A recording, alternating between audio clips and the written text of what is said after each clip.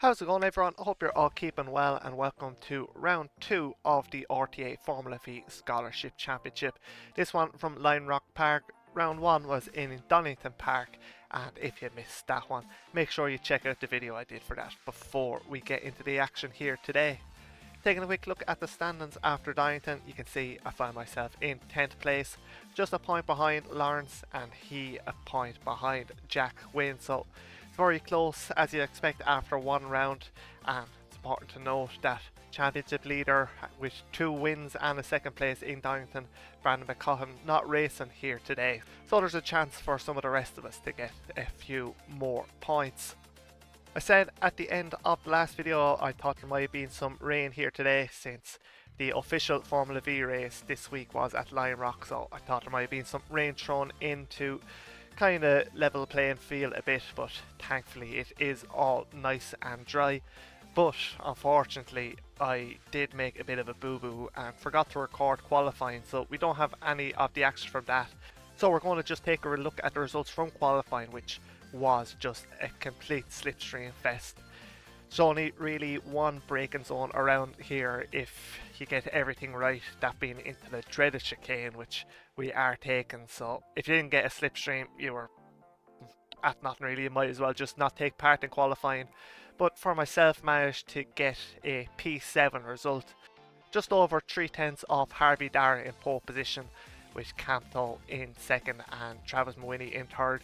You might notice a few names in blue and in italics. These are going to be throughout these graphics now, and they are just to indicate the drivers that are eligible for winning this scholarship at the end of the season. And obviously my name isn't blue, but it is in italics because I am in that as well, so that's just something to note. But as you can see, very close, the top 20 within a second, which is madness really. And I expect much of the same for the 3 races here tonight. So with that said, let's get into race 1.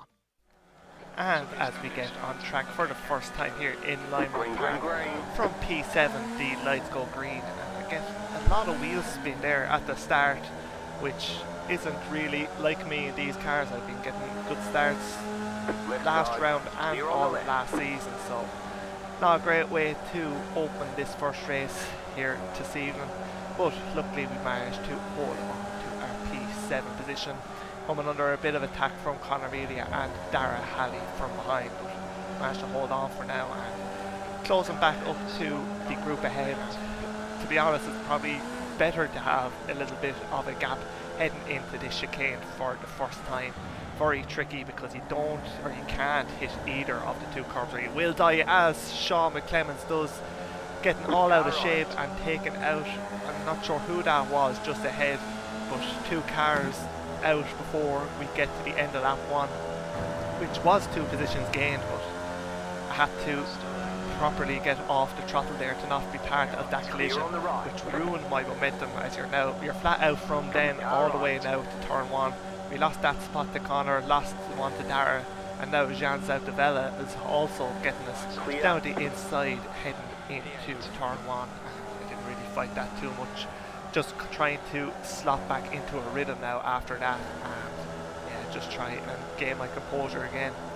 Heading into the chicane for the second time, though it's going to be me who makes a bit of a mistake, just clipping the curb on the first part, and managed to avoid it for the rest of it, but taking a far from optimal line allows Dermot Toomey, who had a great race with in the official races leading into this, managed to get past, and we just about to stay ahead of Kevin Joyce. Skip ahead then, starting lap 4, and I did sit behind Dermot for that previous lap. I got the run heading into turn 1 this time, and kind of felt like I had to go for it to try and close the gap a bit to the group of cars ahead, which is very easy to do because although the slipstream is pretty ridiculous, for lack of a better term around here, you lose so much time just through this chicane section that it's really easy to claw that time back. So even if you find yourself 1.5 to 2 seconds back, there's a good chance you're going to get back to the group ahead. At the moment you can see Dylan had a bit of a poor run through the chicane, and myself and Connor kind of got caught up between that, or behind that.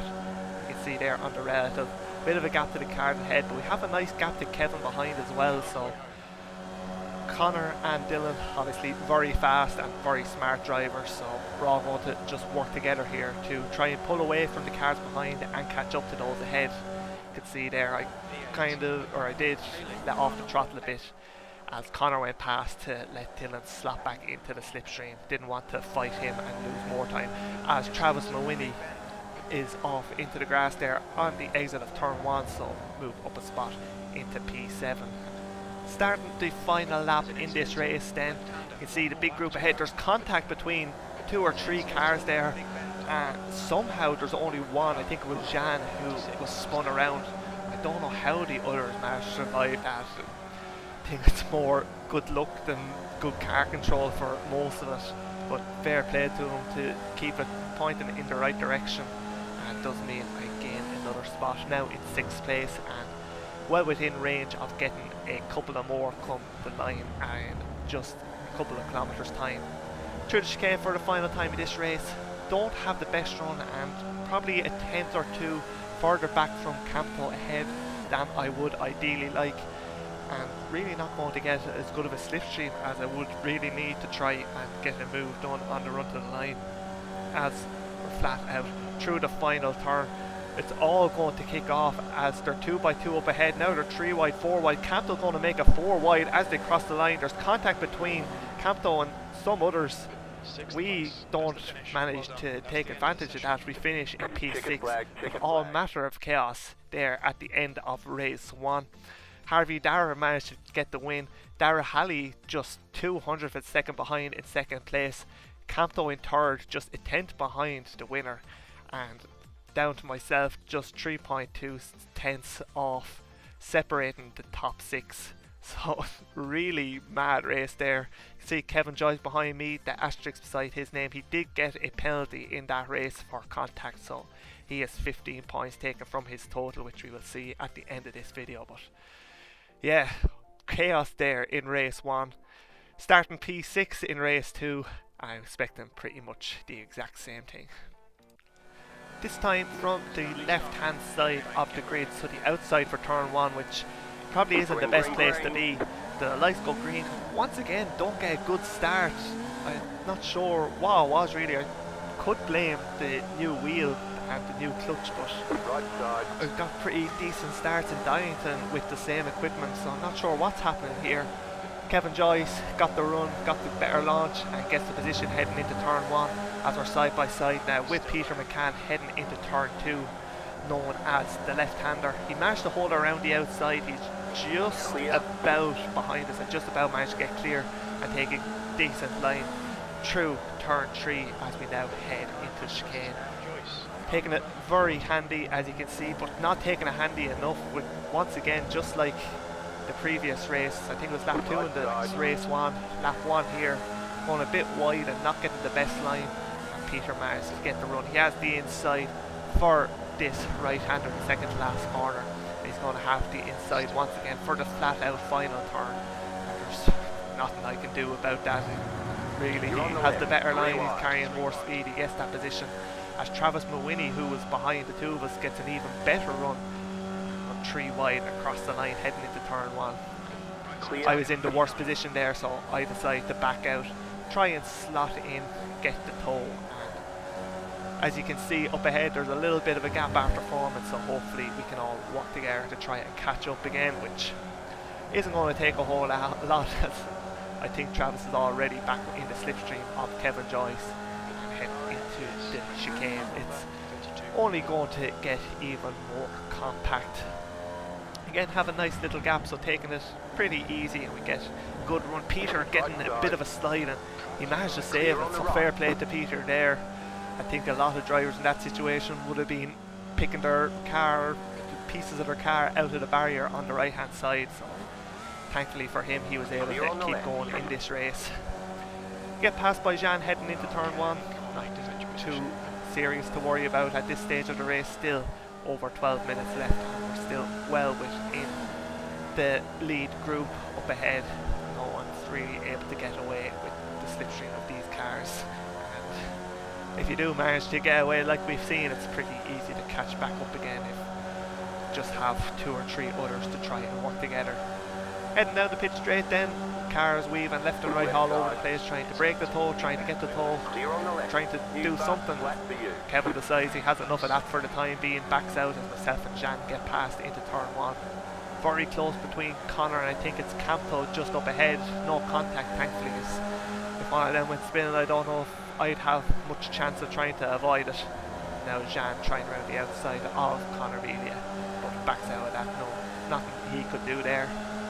Means I get a better run on this little flat out section heading into the chicane, but not able to get close enough, and to be honest, not somewhere I feel too confident about trying to go for a mood. I'd much rather just slot it behind, keep it safe, and maybe try and get a good run on this flat out section. As Camto doesn't get a great run there, I decide I'm going to try and follow Jean in the Matt from Wii Sports livery. I think that adds about 50 horsepower to the car, just knowing how OP Matt is.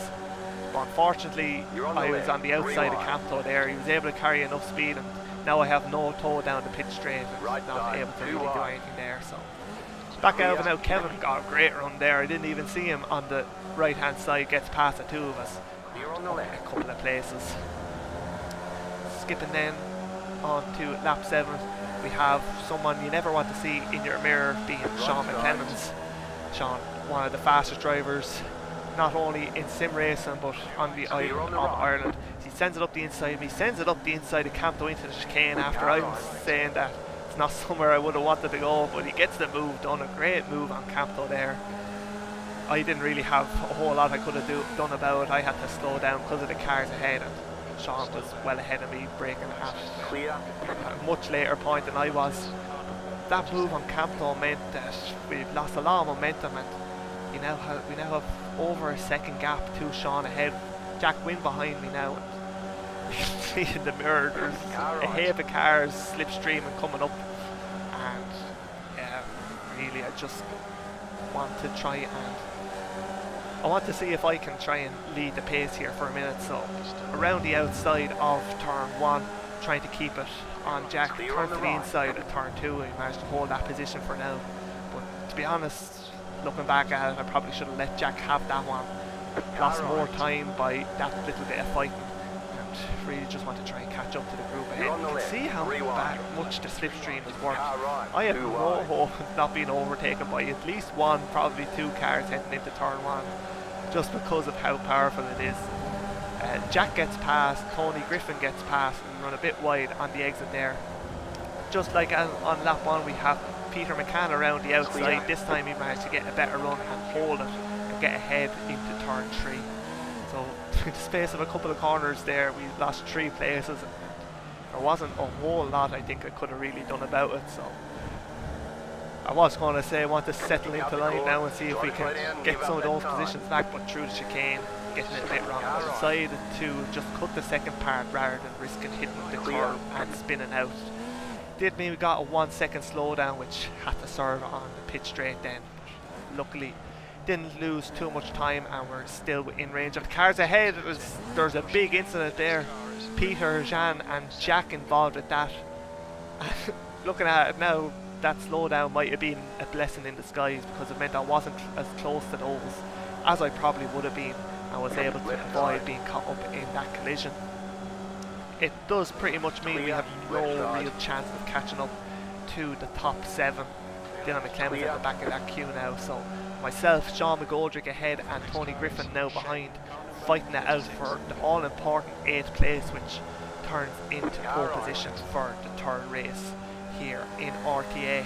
Granted, from what we've seen so far in this round, pole position probably doesn't mean a whole lot, but it's still nice to get as through the second to last corner. Get a little bit of a nudge there from Tony. He went for a move down the inside and drifted a bit wide, so gave a little bit of a wiggle there to show my dissatisfaction with that.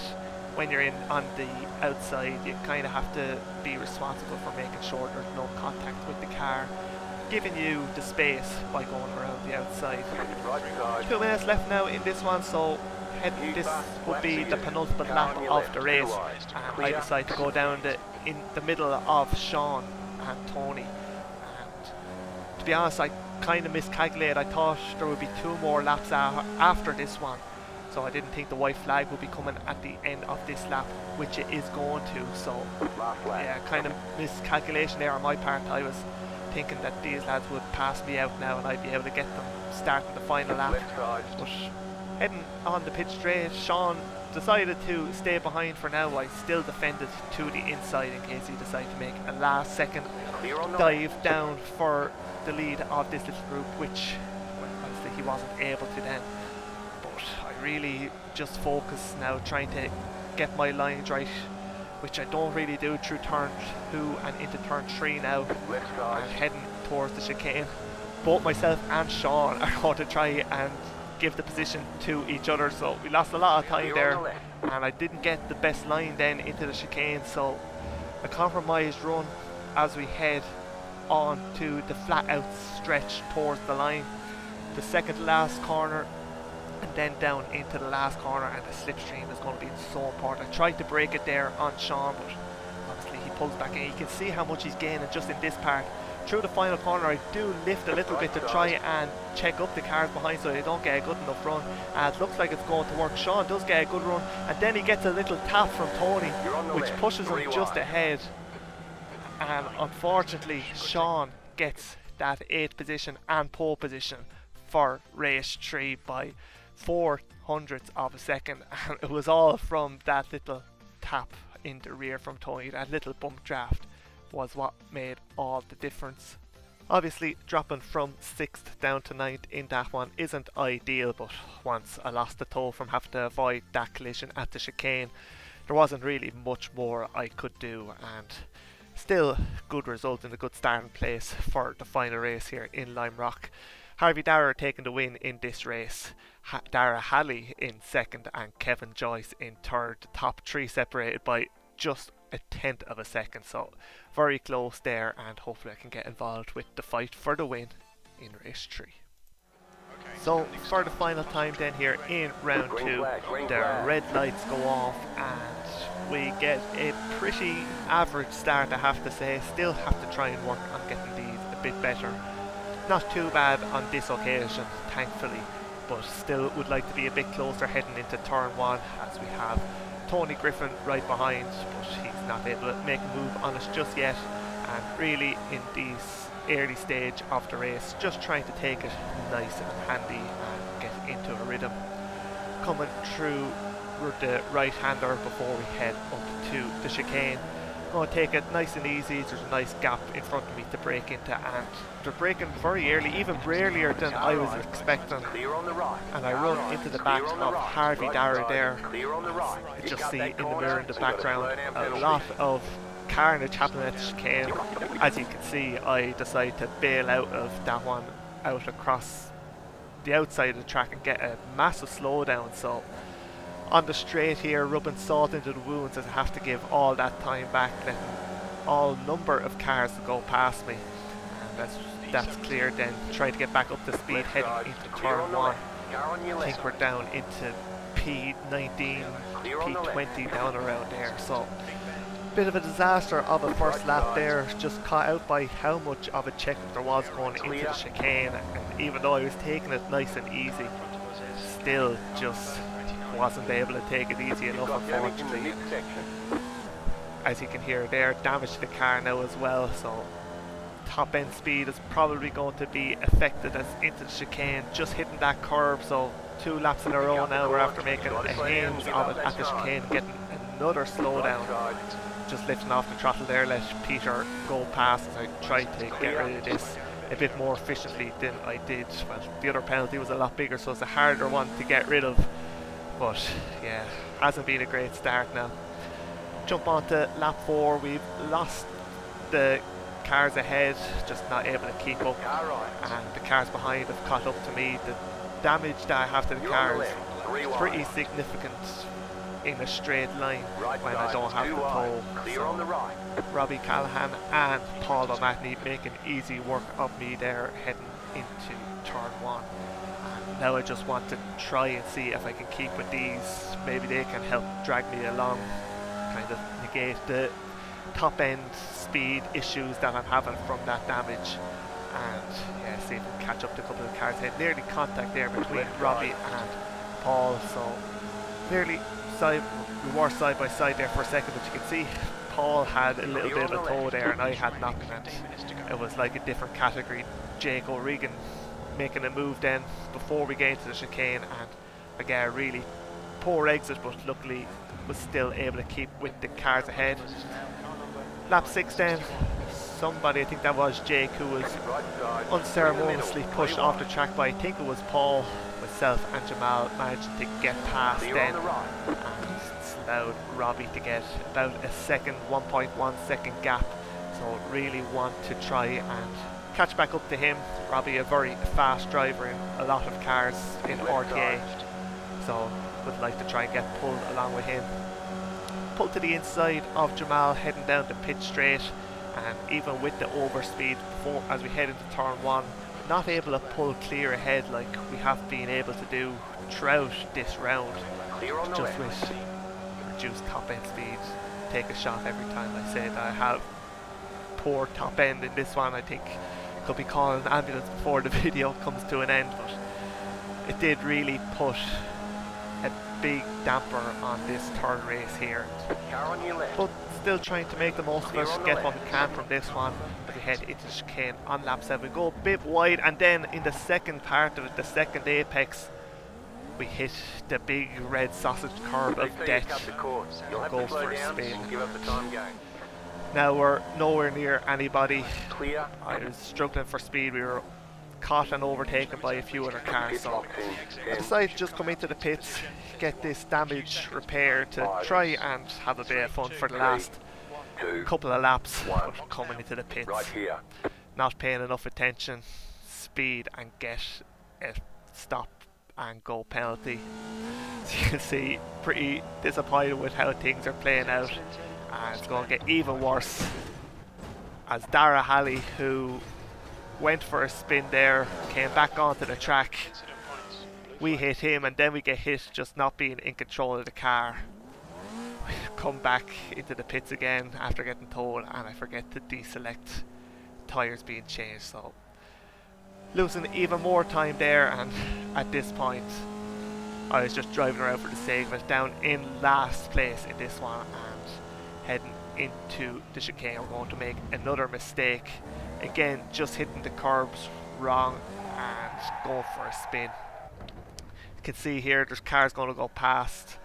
They are the leaders, and after this I decided that it was probably best if I just retire from the race rather than staying out on track, risking causing a hazard and getting in the way of people actually fighting for something in this one. Like, if I hadn't been able to get off the track there and one of the leaders had crashed into me or I made them lose the tow, I would have been very disappointed with myself, because I wouldn't have liked that to happen if it was the other way around. So best for everyone to just call it a day in this one. Finished in last place, obviously not much else to say about that one. Travis Mawhinney taking the win, Kevin Joyce another great result here in Lime Rock in second, and then Sean McGoldrick in third place. So Sean, who we just narrowly missed out on getting pole from in this one, converting his pole position to a great podium there.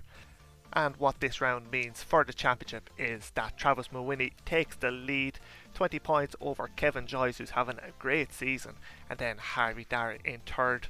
For myself, staying in 10th place. Not a terrible round really, we had two good races, just a bit of a shame how that third one went. So pretty happy with how it has gone, and still well within range of a good few cars just ahead. And then in the scholarship standings, obviously Travis in the lead of that one as well. Kevin obviously in second, overtaking Capto, who is in third. And then for myself, moving up into 5th place with those two good races, just 8 points behind Jack Wynn, who moves up into 4th. So that is all for this round of the RTA Scholarship Championship. If you enjoyed the video, make sure you leave a like and subscribe so you don't miss the rest of the season. But until the next one in Silverstone, thanks for watching, see you then.